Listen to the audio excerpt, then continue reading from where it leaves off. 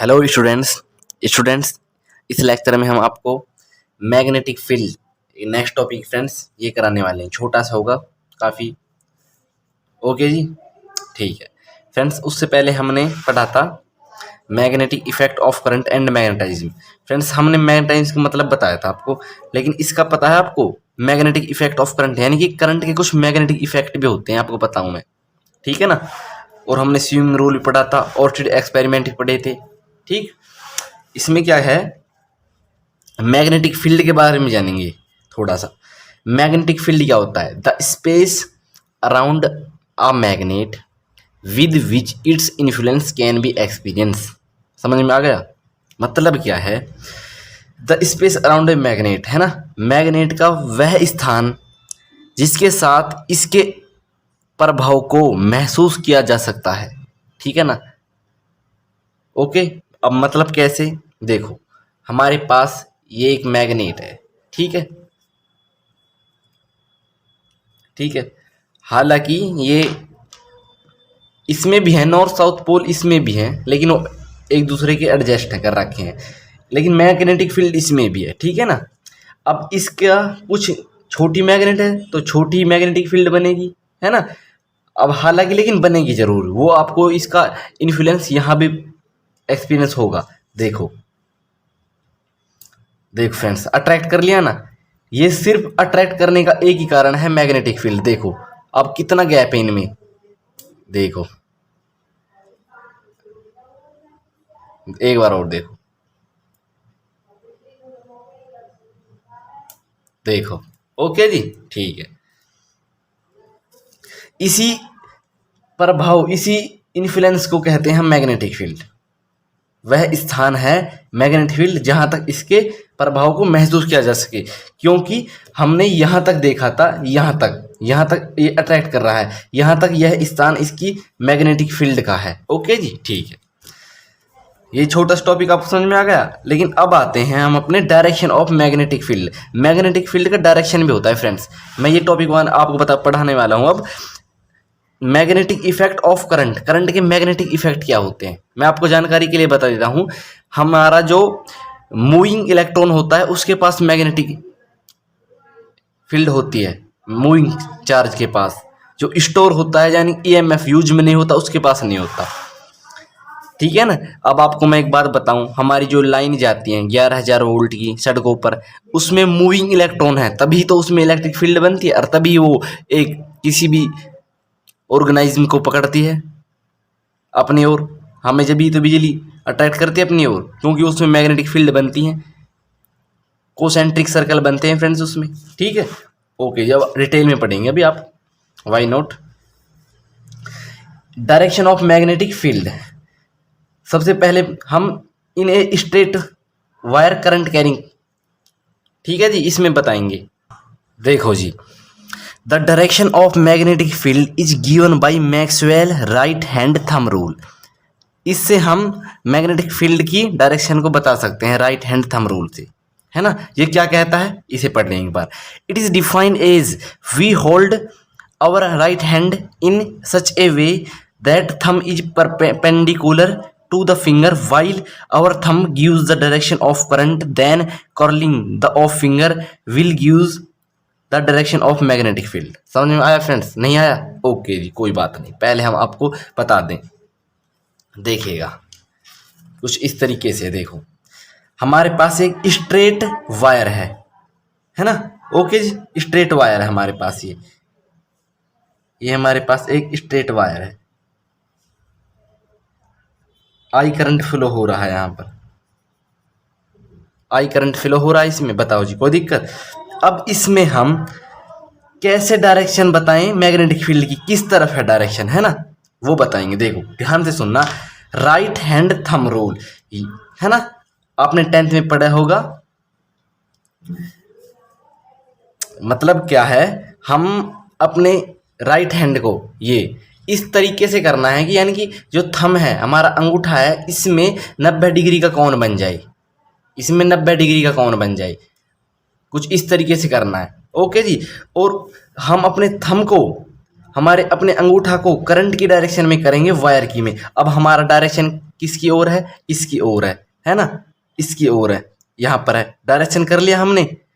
अब एक बात बताओ हमें, देखो यहाँ पर एक बात देखो, इस कर लिया मैंने अपना थंब डायरेक्शन ऑफ करंट। अब मैंने अपनी उंगलियों को, फिंगर को कर्ल करूंगा, इनके मोड़ूंगा, जिस तरफ मोड़ूंगा उसी तरफ हमारी मैग्नेटिक फील्ड होगा। बात अब इसमें और समझिएगा एक बार, है ना। सबसे पहले इसमें करंट फ्लो हो रहा है, करंट मान लीजिए इसमें, रुको एक सेकंड,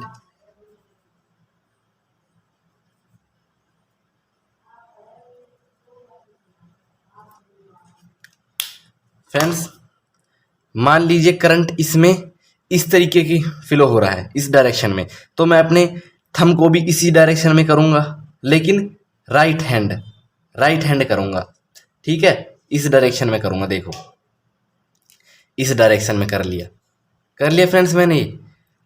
ओके बताओ, अब मैं अपनी उंगलियों को कर्ल करूंगा, यानी कि इस डायरेक्शन में, इस डायरेक्शन की बाहर की ओर आ रही है, यानी कि आउटवर्ड बाहर की ओर आ रही है। इस तरफ बाहर की ओर आ रही है, लेकिन इस तरफ इनवर्ड आएगी। देखो डायरेक्शन ऑफ करंट, देखो कर्ल करूंगा बाहर आउटवर्ड, लेकिन जब घूम कर आएगी इस तरफ तो इनवर्ड हो जाएगी। बात समझ में आ रही है ना आपको? यही मैं आपको बताना चाहता हूं। अब इसी तरीके से देखिएगा, लेकिन मैं आपको एक और बात बताऊं, वो मैग्नेटिक फील्ड किस तरीके बनती है। वो मैग्नेटिक फील्ड कुछ इस तरीके से बनती है, यानी कि कुछ इस तरीके से बनती है फ्रेंड्स, देखिएगा इस तरीके से बनती हैं। अब जैसे कि फ्रेंड्स एक मिनट, अब देखिएगा ये सर्कल बन गए, कोसेंट्रिक सर्कल बनते हैं, यानी कि एक कोसेंट्रिक सर्कल वो होते हैं जिनका एक ही सेंटर होता है फ्रेंड्स, ठीक है ना। अब देखो जैसे कि यहाँ पर मैंने अपने थंब को करंट की डायरेक्शन में किया और फिंगर कर्ल करी, यानी कि इस तरीके से बाहर की ओर आ रही है, बाहर की ओर आ रही है ना, तो ये आउटवर्ड होगा, लेकिन इस तरफ इनवर्ड होगा, यानी कि यहाँ से तो ये मैग्नेटिक फील्ड इस तरीके से आएगी और यहाँ को इस तरीके से जाएगी, ठीक है ना। और कोसेंट्रिक सर्कल कैसे होती हैं, यानी कि इसके ऊपर ऐसे कुछ इस तरीके से होते हैं फ्रेंड्स, इस तरीके से होते हैं फ्रेंड्स। बात समझ में आ रही है ना? यानी कि इस तरीके से कोसेंट्रिक सर्कल, तो इनका सेंटर तो एक ही है, ये कोसेंट्रिक सर्कल होते हैं। बताओ जी, कोई दिक्कत? अब तो मुझे पता, आपको उम्मीद है आपसे समझ में आ गई होगी। अब इसे समझेंगे हम, अब और ज़्यादा हमारे समझ में आएगा। It is defined as we hold our right hand in such a way, यह इस तरीके से परिभाषित है। We hold our right hand, हम अपने राइट हैंड को इस तरीके से पकड़े, मतलब इस तरीके से करें कि जो थंब है हमारा वो परपेंडिकुलर हो जाए किसके? फिंगरन के, अपनी उंगलियों के। मैंने बताया फिंगर परपेंडिकुलर है, यहाँ पर परपेंडिकुलर है। और while our thumb gives the direction of current, उस दौरान हमारा जो ये थंब है करंट की डायरेक्शन को दे, करंट की डायरेक्शन में दे दिया मैंने, ये रहा करंट की डायरेक्शन में है। अगर इस तरीके, अगर करंट ये इस डायरेक्शन में होता तो मैं इसे इस तरीके से दे देता, अब लेकिन इस डायरेक्शन में तो इस डायरेक्शन में दूंगा। बताओ जी, give the direction of current, curling the finger will give the direction of magnetic field. जब हम अपनी फिंगरों को कर्ल करेंगे, उन्हें मोड़ेंगे, तो वही डायरेक्शन बताएंगे हमारी मैग्नेटिक फील्ड की। अब हम मैं मोड़ूंगा तो ये किसकी ओर जा रहा है? बताओ जी, ये जा रहा है इनवर्ड। इनवर्ड का डायरेक्शन होता, सिंबल होता है इस तरीके से, अपवर्ड का होता है डॉट, अपवर्ड का। अब यहाँ पर ये इनवर्ड है तो इस तरीके से जाएगी।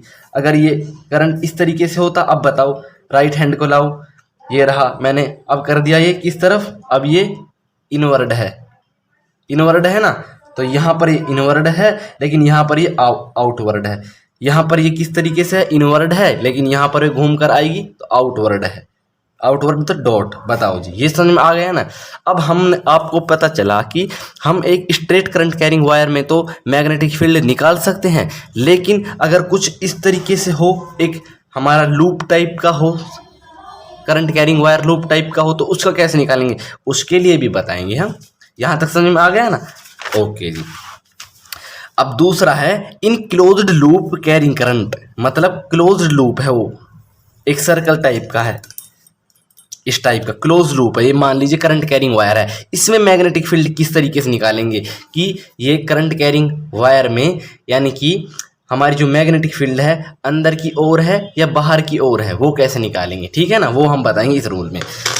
The direction of magnetic field is given by the right hand screw rule. Right hand screw rule कहते हैं इसे, स्क्रू रूल, वही स्क्रू, ये वाला स्क्रू जो आपने बचपन में जिससे खेला करते थे, यही वाला स्क्रू, ठीक है ना। इसी से हम बताएंगे किस तरीके से करते हैं। पहले एक बार इसके पढ़ लें इसे, फिर हम अपने डायग्राम पढ़ने के बाद फिर दोबारा पढ़ेंगे। आपको सेकंड टाइम में तो मुझे पता है, समझ में आ ही जाता है। इट स्टेट दैट, या ये कहता है, if we hand the screw in right hand in such a way that the direction of rotating of screw is the direction of current, then the direction of motion of screw give the direction of magnetic field। समझ में आया friends? Okay जी, कोई बात नहीं, अभी हम एक बार आपको और बता दें, लेकिन उससे पहले हम एक लूप बना लेते हैं, ठीक है फ्रेंड्स। हमने लूप बना लिया और इसमें करंट किस डायरेक्शन में हो रहा है, इसमें करंट हो रहा है फ्रेंड्स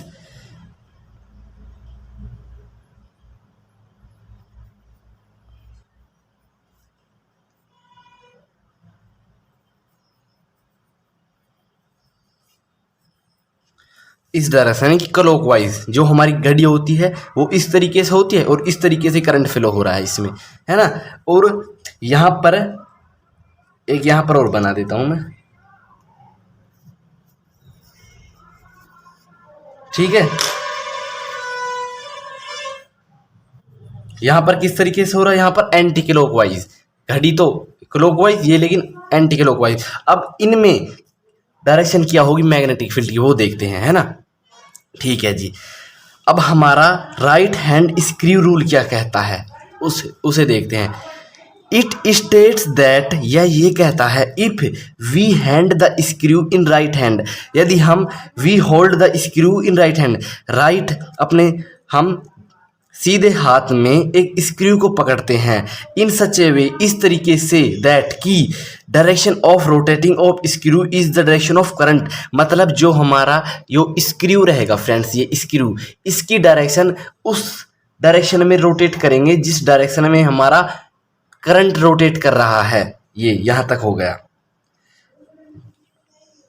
देन फिर the direction of motion of screw, जो हमारी स्क्रू की मोशन होगी, यानी कि इसे हम रोटेट करेंगे, अब इसकी कुछ मोशन होगी, मोशन मतलब या तो ये अंदर की ओर जाएगा या इसे रोटेट करते करते बाहर की ओर जाएगा, ये मोशन, इस मोशन की बात हो रही है। सो वो मोशन हमारी मैग्नेटिक फील्ड की मोशन होती है। समझ में आ गया? मतलब अब देखो, अब पहले इसे देखते हैं, है ना, अब आपको समझ में आ जाएगा, हम आपसे वादा कर रहे हैं फ्रेंड्स। देखो, मैं इस स्क्रू को उस डायरेक्शन में घुमा रहा हूं जिस डायरेक्शन में हमारा करंट रोटेट कर रहा है, उस डायरेक्शन में मैं रोटेट कर रहा हूं, है ना। ओके जी, ठीक है। अब हमारा जो हमारा करंट है किस डायरेक्शन में है, वो इस डायरेक्शन में है, यानी कि कुछ इस डायरेक्शन में है, इस डायरेक्शन में है ना। ओके जी, अब मैं इस डायरेक्शन में घुमा रहा हूं इसे, देखो यहां से पकड़ के घुमा रहा हूं इस डायरेक्शन में। अब कितना बाहर है ना, मैंने ये जैसे घुमाया घुमाया घुमाया घुमाया घुमाया घुमाया, तो फ्रेंड्स देखो ये किसकी ओर गया, इसका मोशन किसकी ओर है, नीचे की ओर, यानी कि इनवर्ड है, यानी कि मैग्नेटिक फील्ड की डायरेक्शन भी उसी डायरेक्शन में रहेगी जिस डायरेक्शन में मोशन का, ये हमारा स्क्रू का मोशन रहेगा, यानी कि इनवर्ड गया। ओके जी, अब हम ऐसे एंटी क्लॉकवाइज घुमाते हैं, यानी कि उस डायरेक्शन में घुमाएंगे हम जब ये हमारा करंट एंटी क्लॉकवाइज रहेगा उसी डायरेक्शन में।